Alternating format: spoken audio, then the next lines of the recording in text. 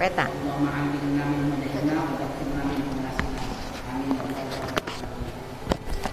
Udah.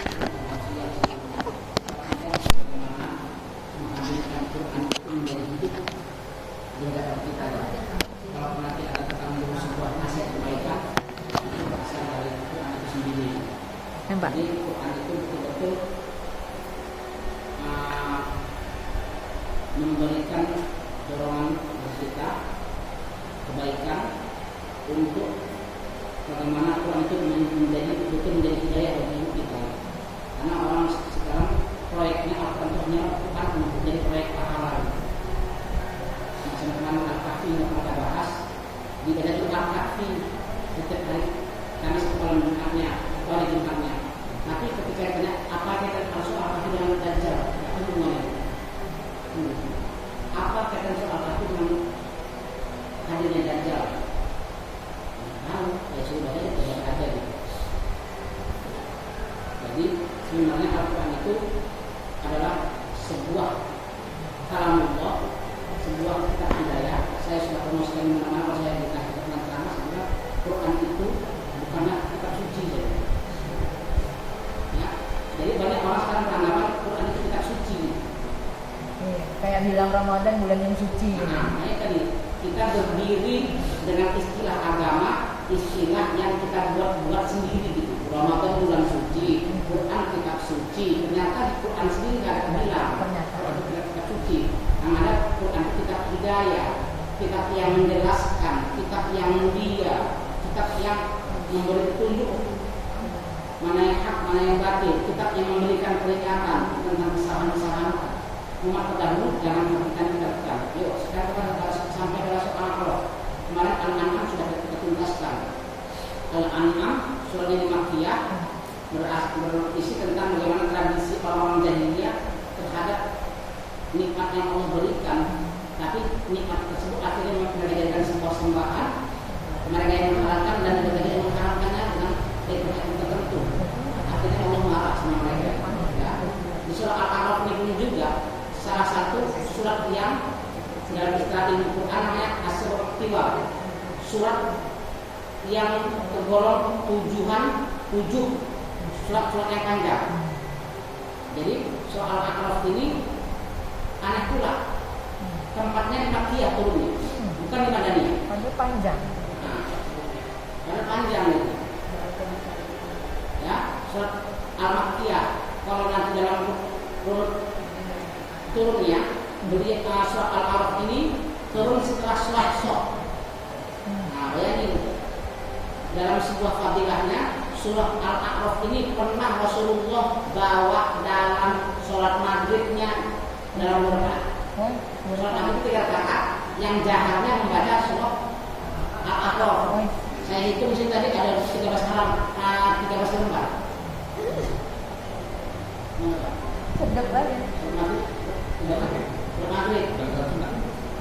Sholat maghribnya surah Al-A'raf yang bawa dalam 2 rakaat. 2 rakaat itu naik kan? Awal duha al maghrib orang udah double. Sama sekali pakai pelak cengkok, kan? Berlaku dalam selesai. Al-A'raf. Ya. Jadi apa yang Allah munculkan di sini? Ya.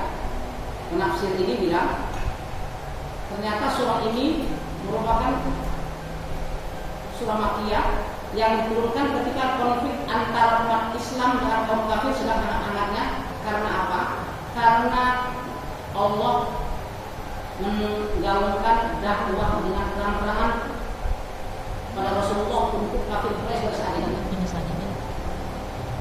Jadi kita lihat di sini nanti akan banyak Allah menunjukkan konflik-konflik dari mulai awal penciptaan manusia sampai nanti zaman Nabi-Nabi.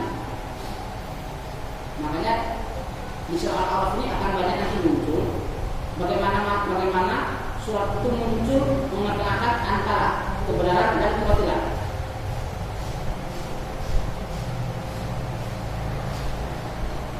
Jadi kita tidak usah heran nanti ke depannya. Ayo, surah Al-A'raf ini kita gali pelan-pelan.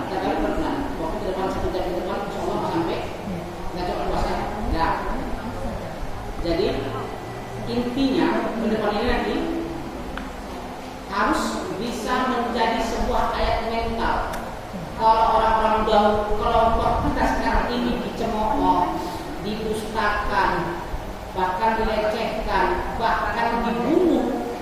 Allah menghiburnya. Orang-orang zaman dulu pun sama seperti itu. Rasul dibunuh, para dai-dai pun dibunuh, dicemoohkan, didustakan. Nah, sekarang banyak itu. Semoga Allah memberikan kekuatan dalam menjalani proses ini gitu. Jadi intinya harus ada sikap yang tegas dari kita. Tentukan sikap kita, mau di kebenaran atau di kebatilan, mau di pihak Nabi atau di pihak musuh-musuh para Nabi. Nah, nanti dimulai nanti permusuhan itu nanti akan nampak dimulai dari bagaimana Allah menciptakan manusia. Manusia sudah tercipta, Allah mencontohkan bagaimana Adam itu ditokohi sama iblis. Mulai ada permusuhan di situ. Yo. Makanya itu sebagai pembuka kita tengok dari yang baca tadi ya. Sama apa? Wani tadi. Sebuah yang kadang-kadang ketika orang dirubah dakwah,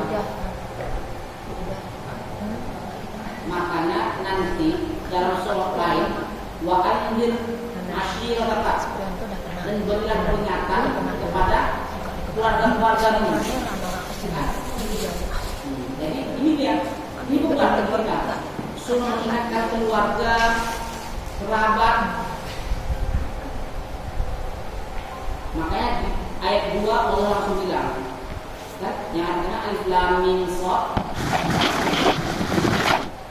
Lalu Allah tegaskan ayat kedua, kitabun unzila ilaika fala yakun fi sadrika harajun minhu.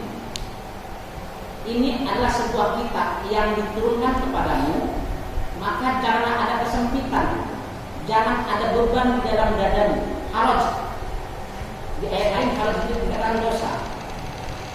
Kalau haraj pada hati asalnya beban.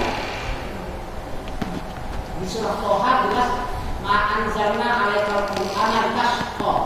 Tidaklah Quran ini turun untuk membuat kau sulit. Secara kasat mata memang seperti mana? Mesti menyampaikan kebenaran, menyampaikan sebuah produk kebenaran dengan tradisi masyarakat yang kontra dengan kita. Sekarang misalnya kita menyampaikan kebenaran, kita jadi menahan rasa. Kita menahan rasa. Yang apa kita lakukan ini kebenaran, tapi kondisi masyarakat yang sudah begini nanti takut tersinggung. Nanti apa kata orang? Tersinggung. Itu dia kan? Ini sekarang masalah kali itu. Ini sekarang yang jadi beban. Anak menantu itu jadi beban, jadi fitnah, ujian. Itu bagaimana? Satu sisi anak menantu kita, satu sisi dia udah punya beban sendiri. Kita gimana? Anjir, anjir asyir kawal akrabin. Itu bisa kita bukan. Berilah peringatan keluarga besarmu dan orang-orang yang ada dekatmu. Ini bukan beban dan beban. Jadi beban dakwah itu bukan pada kami profesional, bukan. Seluruhnya, seluruh elemen. Kalau ini bukan elemen jamaah ini, semua akan bergerak. Kita nggak bisa membilangi, mungkin orang lain bisa membilangi kita. Ini yang mesti kita manfaatkan sebetulnya. Oh, dia tuh hobinya orang gini, mungkin dekatnya dengan orang lain. Ini ya, namanya sistem jaringan. Jadi jangan semua dibebankan pada itu ustaz yang bilang, nggak tentu dia cocok dengan ustaz. Mungkin kayak ustaz mungkin kurang pergaulan, ya kan? Taunya hanya baca buku aja, nggak pernah dia nengok bukunya segala macamnya. Nggak kena. Nah, bahasanya lepas kadang-kadang. Jadi, ayo ke depannya. Quran ini bukan beban. Quran ini bagaimana menjadi tunjuk. Engkau harus menyebarkan ajaran Islam dengan suara lantang, jangan malu pada pandangan atau kritikan siapapun. Terkadang seorang malu menyebarkan kebenaran karena kebatilan telah sangat kuat dan mengakar di masyarakat. Seorang muslimah contohnya tidak boleh malu berhijab dan muslim tidak boleh takut terhadap hinaan siapapun. Muslim sejati telah membulatkan hati dan memastikan pendapatnya karena Allah. Allah berfirman di awal surat ini, "Fala yakun fi sadrika harajun minhu." Itu dirobih. Janganlah engkau merasa beban di dadamu karenanya, supaya kamu memberi peringatan dengan kitab itu. Berat loh. Nanti beban itu. Surah Muzammil mungkin berkata, surah Muzammil itu bagaimana? Kenapa para dai itu disuruh sholat malam? Di situlah mengadunya. Mak-mak, ayah-ayah semuanya disuruh sholat malam. Karena nanti engkau akan menerima beban perkataan yang berat-berat itu, caci, penolakan, celaan, bahkan ancaman. Kaulan takila, bahasa di kalau macam itu kaulan takila, perkataan yang berat itu. Memang berat. Saya merasa itu seorang dai, lah menjadi orang. Anaknya itu terbunuh. Anaknya kan? Pahit kan itu. Ikan, itu kan? Nyasetin orang belum tentu gitu. Itu kan ada berat itu kita. Macam nanti, mak cakapnya ya kan, ayah-ayah yang merokok, nangkep anaknya yang ketahuan merokok bisa sekolah. Anaknya balik kan, ya, cuma kena muda aja ya. Dulu itu merokok kan ya. Berat itu. Bang, bukan ini bang. Karena merekam ya bang. Kan Pak Ustaz itu nggak tahu. Itu ya. Nah ayo. Nah, kemudian ayat 3 menegaskan kita, nah, karena dia bukan beban bagi kita. Allah bilang, ittabi'u ma unzila ilaikum min rabbikum wa la tattabi'u min dunihi awliya. Allah bilang, ayo, karena dia bukan beban, ikutilah apa yang diturunkan padamu itu dari Tuhanmu itu diturunkan, dan jangan coba-coba mengikuti selain itu. Saya kurang itu. Dan jangan coba-coba mengikuti pemimpinan selain Allah. Itu ya. Ingat, sebuah mandat yang tegas bagi kita. Ingat, jangan sekali lagi kita ini memahami kadang-kadang bahasa penerjemahan Quran itu katakanlah Muhammad. Pada asalnya memang untuk Rasulullah Muhammad. Namun kalau Quran itu mau dijadikan hidayah, katakanlah Saiful, katakanlah Zubaidah, katakanlah Nuaini, katakanlah Aminah, katakanlah berarti kan. Katakanlah Kul wallah, katakanlah Muhammad Allah besar. Muhammad udah mati. Sekarang untuk kita, katakanlah Saiful, Allah itu besar. Itu dia. Bagi objeknya. Kalau dia menjadikan Quran hidayah, kalau menjadikan Quran proyek pahala yang menjadi kedua aja. Fadilah al-ikhlas sekian kali, fadilah al-ikhlas sekian kali. Tapi kalau Quran mau diberikan hidayah, harus betul dia. Katakanlah Saiful, Allah itu besar. Jangan Muhammad lagi. Makanya enak itu ya. Kalau mau diberikan hidayah, sehingga Quran itu nanti yang akan menuntun kita. Yuk. Makanya nanti tengok ya. Karena sudah gitu, akhirnya Allah memberikan sebuah gambaran dua jalan. Jalan kebatilan dan jalan kebenaran. Dimulai dari ayat yang ke-20-an, bukan ayat 20-an. Ayo, buka Bu, ayat 20-annya. Ayat 20-an itu bicara bagaimana Allah memulai konflik itu dari awal penciptaan kita antara Adam dan manusia. Ya?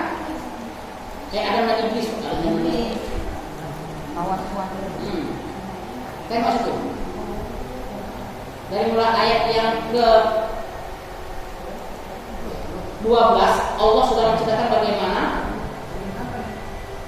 ayat 11 itu Allah menceritakan bagaimana penciptaan Adam, lalu bagaimana Adam itu disujudi oleh para malaikat, selain iblis yang kamu sujud, akhirnya iblis menentang manusia. Ketahuan di situ.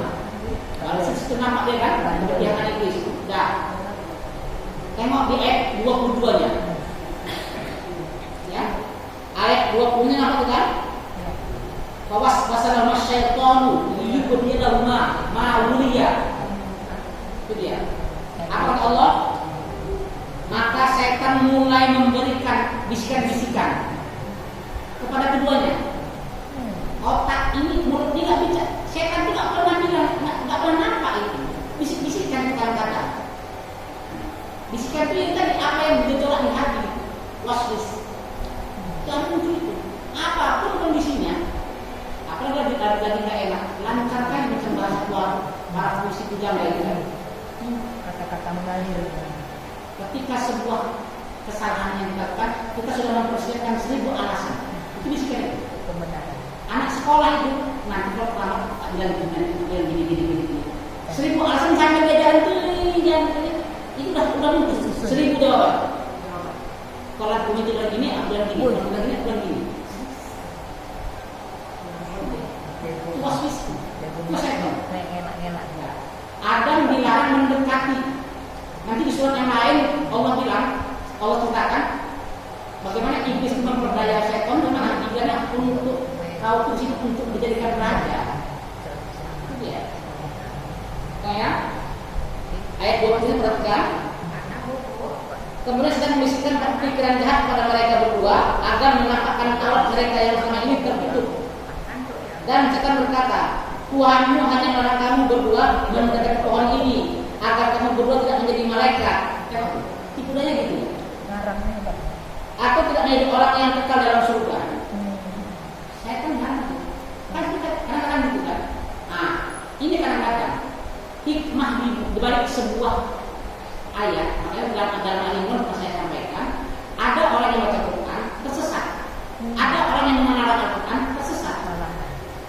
Kenapa? Salah. Quran itu ditafsirkan berdasarkan persepsinya.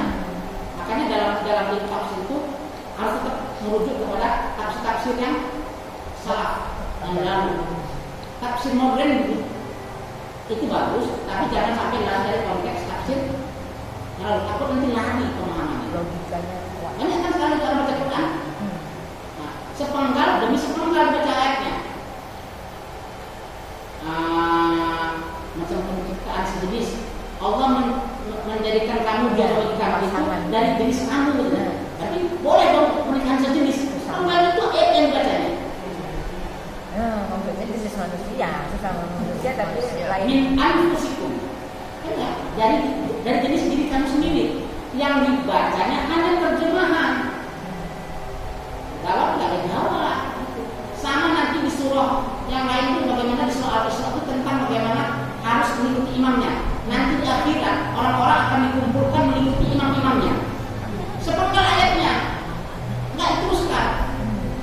Kacau. Ternyata imam itu bukan imam-imam yang Allah tunjuk yang jadi pemimpin awal, bukan. Aku nggak mau nanti nanti ketemu Jokowi apa? Cuma di Indonesia ketemu Jokowi apa? Sesak buat ini. Nanti marah dulu kita. Dia batak. Oh. Ya, itu dia. Jadi gitu. Imam itu bukan imam sebenarnya adalah kita. Imam itu bukan imam. Kita catatan kita.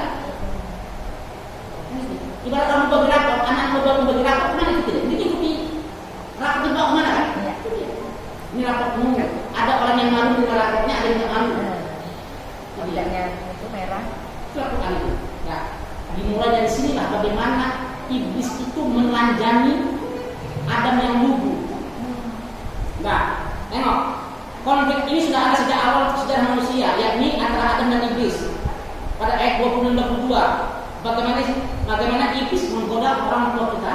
Ayo, ayat 22 menjelaskan iblis menuju keduanya dengan tipu daya. Padahal maksudnya metode tipu daya itu adalah dengan membawa keduanya dalam kondisi kebingungan dan ketidakpastian.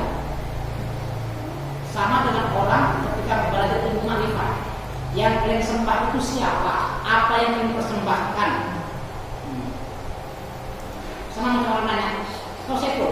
Yang mana namanya saipul? Ini dari dalam info itu kan badan. Intisarinya, hakikatnya. Mana namanya saipul itu? Coba teman-teman. Oh enggak, kau tuh hakikatnya adalah Allah. Jangan begitu. Banyak orang yang itu Pak, akhirnya apa? Iling aja. Maka saya bilang besok merokoknya jangan riset yang ada ini.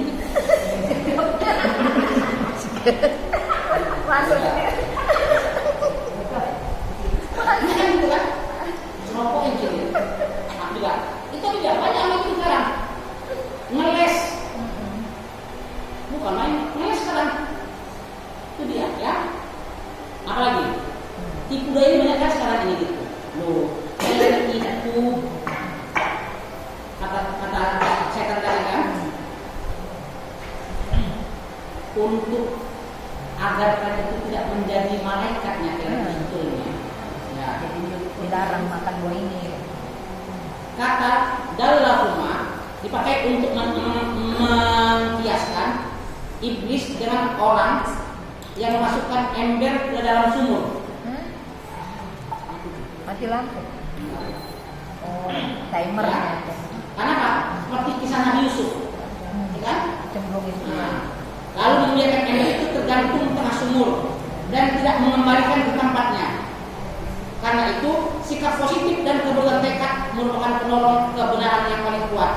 Sedangkan sikap pasif dan keraguan-raguan adalah gerbang maksiat, meskipun itu dilakukan oleh seorang muslim. Nah, tengok, timbang itu seharusnya tempatnya harus pakai menimba seharusnya. Kalau tempat lagi enggak, hanya digantung itu aja gitu. Udah, tugas setan itu udah membuat orang sesat, tinggalkannya. Ini setan tugasnya. Karena bisa di ayat lain di surat Al-Hasyr, ketika setan berhasil membujuk manusia dan mengkafir mengajak orang menjadi kafir, ini balik minggu, aku berlepas diri dari kamu, selesai. Nanti pun di akhirat pun sama susah waktu itu, aku tersetan. Kan itu dia. Nah, makanya luar biasa. Nah, tengok di situ. Liu beriya lauma ma'uriya anhuma min saudatihima, tentang aurat yang Allah bukakan. Apa itu aurat? Kok bisa larinya ke aurat? Perhatikanlah iblis itu pada salah satu jenis maksiat itu apa itu? Adalah ketelanjangan. Ini jelas, ya. Setan membisikkan pikiran jahat kepada keduanya untuk menampakkan pada keduanya apa yang tertutup dari mereka, yaitu auratnya. Sampai bila mati dalam telanjang, menggunakan pakaian dari surga Allah. Jadi apa? Aurat itu apa? Aib. Oh, Ya, aib itu harus kita tutup. Jangan kita buka. artinya kan melanggar peraturan. Cukuplah diri kita yang tahu. Ini saksi itu kan? Kalau yang memang catat gitu. Juga mengisi biaya. Ya. Jadi senjata paling utama untuk menentukan seorang aibnya. Minta kan nih. Saya berbagi. Saya berbagi kan? Menjelaskan kita secara. Ya, masing-masing buka air. Apa sih aib? Ya, ini bahaya. Menggunakan teknik setan, menggunakan teknologi setan, aib yang dibongkar untuk menjatuhkan seseorang itu apa? Aib. Bongkar aurat. Bongkar kemaluannya. Ya, aib tersebut. Ya. Apa hasilnya? Ayat 22. Falamma dhaqa syajarah badat lahu masal atuma. Tatkala dia telah memakan buah itu, nampaklah bagi keduanya auratnya. Artinya apa? Setelah seseorang melakukan sebuah kesalahan, nampaklah bobotnya orang tersebut. Ini sebuah biasa bagi kita. Buahnya ini sekarang buah konkret apa biasa? Buah konkret yang sudah yang dimakan oleh Adam. Terus kaitannya Tidak boleh mendekati, tapi orang itu memakannya. Mereka sudah ditokohi iblis, kan? supaya makan iblis, gitu. supaya makannya. Nah, Langsung dihukum Allah, bajunya ditelanjangi gitu. Iya. Woi, kontan. kontan. Sekarang Jadi dari dalam beberapa ayat itu kontan. Nah, karena itu Allah memerintahkan kita menutup aurat dan melarang segala bentuk penyimpangan aurat. Makanya di ayat 26 tengok Allah tegaskan.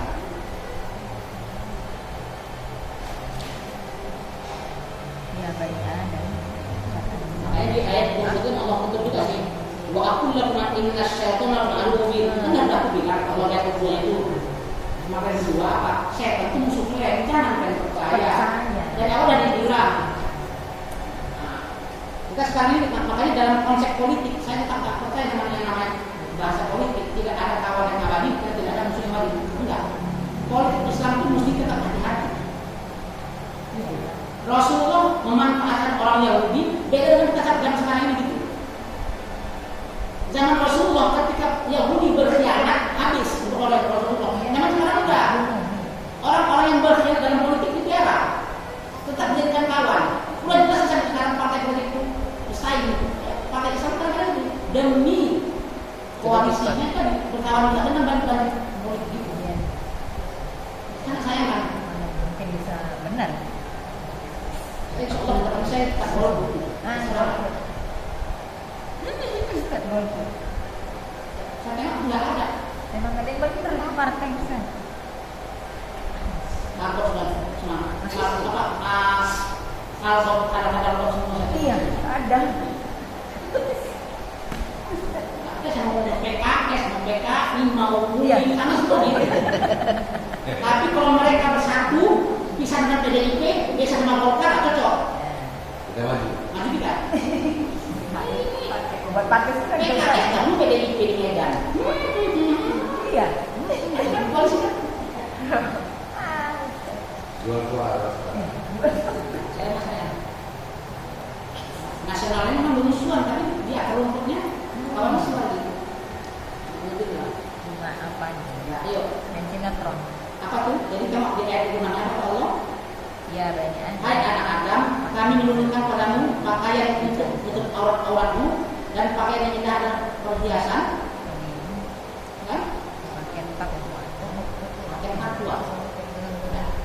Di sini Allah menggunakan yang namanya perhiasan, pakaian takwa. Ini pakaian takwa, bukan pakaian koko dalam Cina. Misalnya, pakaian takwa itu apa?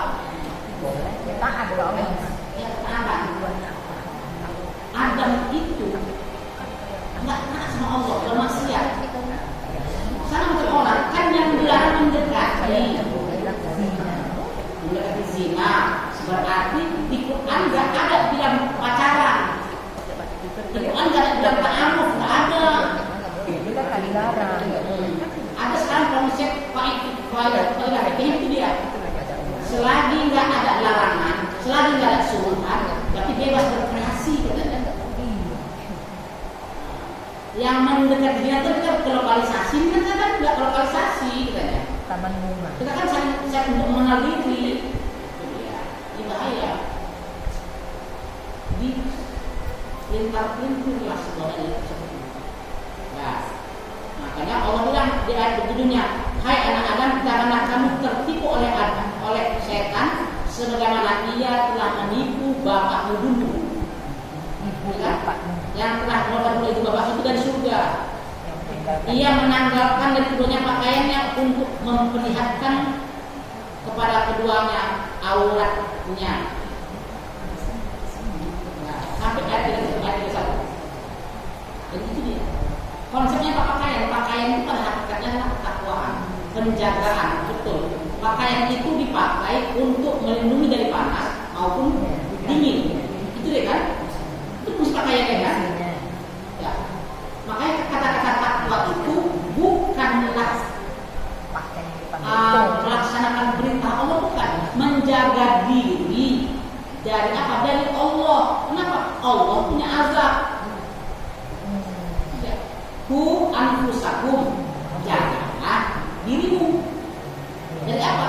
Neraka. Naro wa ahlikum naro, jaga dirimu lalu keluargamu dari apa? Dari neraka. Ini ngeri. Wiqayah, jaga diri. Ittaku, banyak-banyak menjaga. Kan tidak.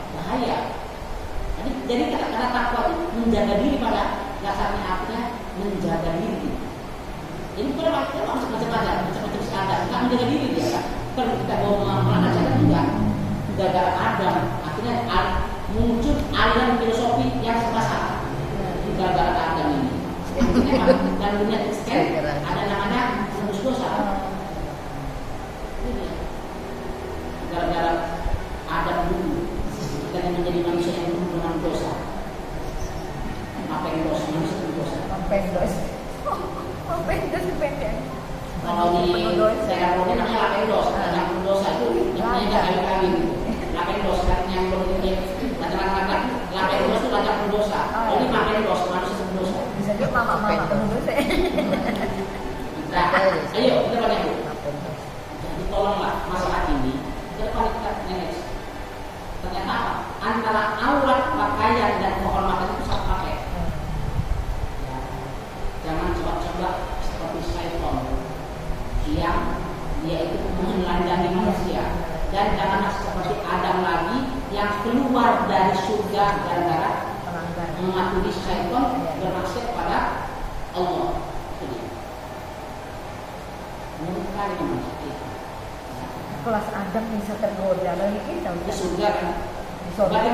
Berarti kan jangan tanya di mana surga Adam zaman dulu, itu nggak bisa terjawab itu. Itu nggak bicara ini. Kok bisa?